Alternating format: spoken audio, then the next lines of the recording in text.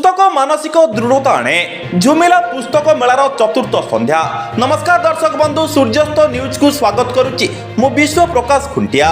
ओडिशा सरकार को भाषा साहित्य एवं संस्कृति विभाग, जाजपुर जिला प्रशासन एवं कलिंग नगर पुस्तक मेला कमिटीर मिलित आनुकूल्य अष्टम राज्य स्तरीय कलिंग नगर पुस्तक मेलार चतुर्थ संध्या सभापति विद्याधर महांती अध्यक्षतार अनुष्ठित हो मुख्य अतिथि भाव कलिंग नगर अतिरिक्त जिलापाल तथा कलिंग नगर पुस्तक मेला कमिटीर अध्यक्ष नवकृष्ण जेना प्रदीप प्रज्वलन कर कार्यक्रम को उद्घाटन करते एवं पुस्तक पठन द्वारा चरित्र मार्जित हुए बोली एवं मानसिक दृढ़ता आसे बोली श्री जेना मत प्रकाश करते। मुख्य वक्ता भाव जोगदे राज्य स्टेट सिलेक्शन बोर्ड अध्यक्ष डॉक्टर गंगाधर नायक कहले जे पुस्तक मनीष को श्रृंखलित करें। दानगदी ब्लॉक वीडियो शारदा प्रसन्न पंडा जोगदे सम्मानित अतिथि भाव जोगदे सुस्थ समाज गठन में मुख्य भूमिका ग्रहण करें व्यक्तिर सृजनशीलता वृद्धि में सहायता होता है बोली मतव्यक्त करते।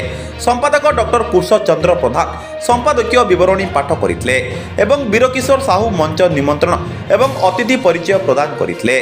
पुस्तक मेला कमिटीर उपसभापति प्राध्यापक डॉक्टर अक्षय कुमार पंडा धन्यवाद अर्पण करते। सभारे वरिष्ठ उपदेष्टा सांबादिक अभिमन्यु मिश्र, कार्यकारी सभापति विवेकानंद महांती, पवित्र महांती, अश्विन कुमार दास, मधुसूदन महापात्र, प्रद्युम्न कुमार बोईतेई, ऋषिकेश साहू, चंद्रमणि सामल, अक्षय कुमार देव एवं अशोक खोलार प्रमुख जोग देते। शेष में name and fame public school एवं स्टेप एंड स्टाइल छात्र छात्री माने देशात्मक बोधक संगीत एवं नृत्य परिवेशन करते। जाजपुर व्यासनगर प्रद्युम्न कुमार बोईतेई रिपोर्ट, सूर्यास्त न्यूज। कलिंगनगर पुस्तक मेला कलिंगनगर अंचल समस्त जनसाधारण सुजोग केमी आम पुस्तक प्रति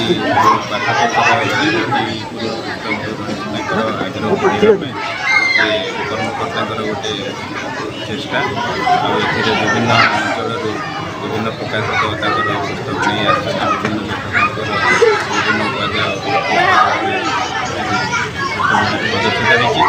अंचल लोक मैंने देखिए साधारण जनता युववर्ग समस्त विभिन्न उत्पाद पुस्तक अच्छे देखिए पढ़े जानवे और आगामी दिन में पुस्तक प्रति जमी लोक रुचि रही जो चेष्टा चली से चेष्टापी अनुष्ठान समस्त कर्मकर्ता धन्यवाद जनाई आशा करते आगामी दिन में पुस्तक मेला व्यापक हम जनसाधारण पाखे निश्चित भाव।